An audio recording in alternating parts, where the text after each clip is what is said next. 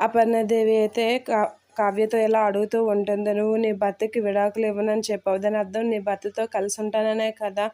ఇప్పటికైనా అదే నిర్ణయంతో ఉన్నావా? లేదా నిర్ణయం మార్చుకున్నావా? అని అపర్ణాదేవి కావ్యని అడుగుతూ ఉంటుంది. ఆ మాటలకి కావ్య ఇదేమీ వ్యాపారం కాదు మాట మాటకి నిర్ణయం మార్చుకోవడానికి.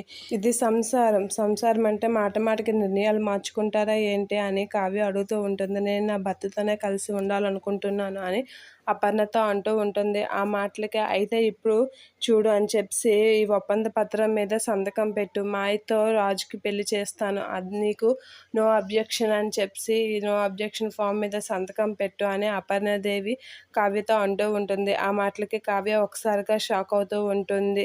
ఇక రాజు అయితే ఏం మాట్లాడని పరిస్థితిలో అలా రమ్మకాసి చూస్తూ ఉండిపోతూ ఉంటాడు. సుభాష్ కూడా షాక్ అవుతూ ఉంటాడు. ఇక మాయ అయితే చాలా హ్యాపీగా ఫీల్ అవుతూ ఉంటుంది. అమ్మయ్య నా పని వర్కౌట్ అవుతుంది అనేది అనుకుంటూ ఉంటుంది.